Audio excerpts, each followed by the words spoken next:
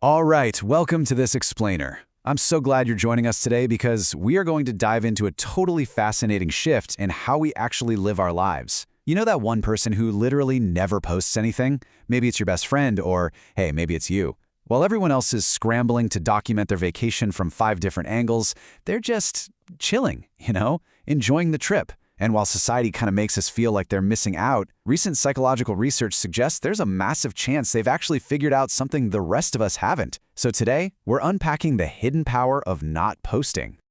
Okay, let's dive into this. Think about this for a second. When was the last time you actually posted on social media? Now compare that to the last time you thought about posting but didn't. We all know the exact feeling. You took the perfect photo, you opened up the app, and then you just stopped. That gap, that tiny micro moment of hesitation right before hitting share, actually tells us everything we need to know about modern psychology. Because somewhere between opening your camera and putting it out there for the world, your brain totally kicks into overdrive. So to understand exactly why that happens, let's look at Section 1, the hesitation to post. Way before smartphones were even a thing, sociologist Erving Goffman noted that we all wear different masks to control how people see us. It's totally normal. But social media? It basically took those masks and put them on a permanent stage with a billion-person audience. And because of that audience, your brain starts doing incredibly fast mental math. Are people going to like this? Does this make me look good enough? Wait, is my life actually interesting enough? Suddenly, you're feeling this intense, heavy pressure, seeking validation from hundreds of distant followers, some of whom you literally haven't spoken to in years. And that overwhelming pressure, it brings us right to Section 2, the psychology of lurkers. Now, what's really interesting about this slide is the sheer volume of people doing this. Studies show that roughly 35% of social media users are what researchers call lurkers. Now, I know that word sounds a little bit creepy, kind of like someone just hiding out in the digital shadows. But really, these are simply people who scroll but never share. They skip the performance completely. And hey, if you're part of that 35%, this totally validates you. You're just refusing the performance entirely. This hesitation builds into what researchers call the anxiety loop. There's this completely fascinating study published in Frontiers in Psychology that found the exact reason why people choose the audience over the stage. It basically breaks down into 3 steps. When you mix the intense pressure to post with a deep, deep fear of being judged, something inside us kind of just breaks. It leads straight to profound exhaustion and anxiety. The study revealed that constantly comparing your boring Tuesday afternoon reality to everyone else's perfectly curated highlight reel, it acts like literal poison to the brain. So these people aren't weird at all. Their brains are literally just trying to protect them. Which shifts us nicely into Section 3, validation versus true control. So there's this concept called self-determination theory. It basically states that humans do their absolute best when they feel totally in control of their own choices, completely free from outside pressure. Now think about social media for just a second.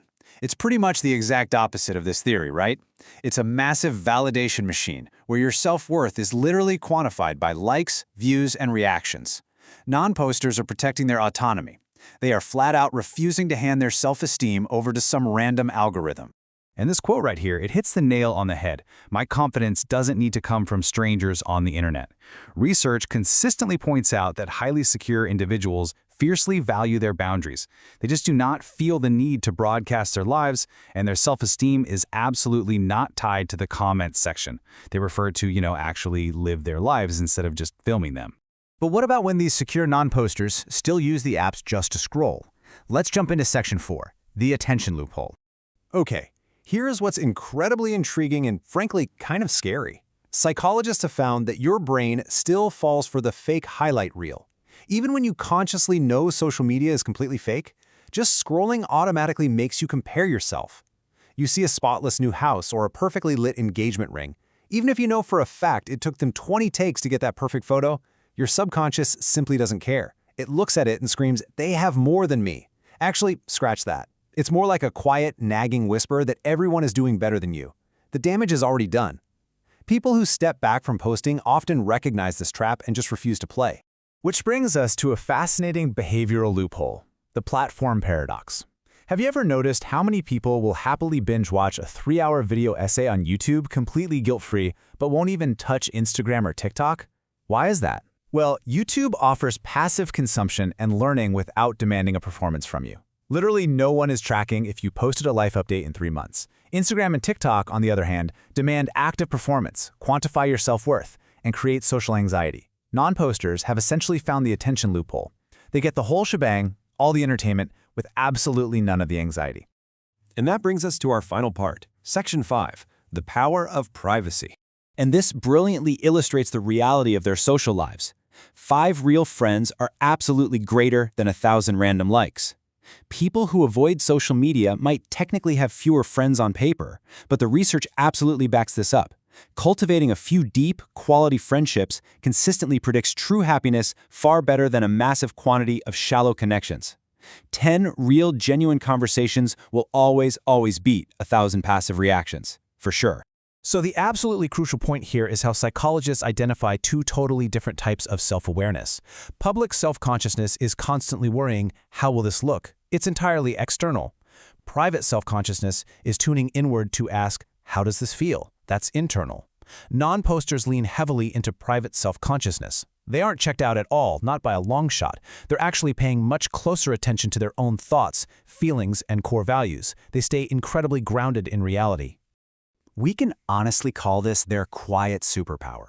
Because they aren't expending all this exhausting energy constantly trying to manage a public image, they cultivate incredibly high emotional intelligence. They actually maintain the mental space for genuine self-reflection.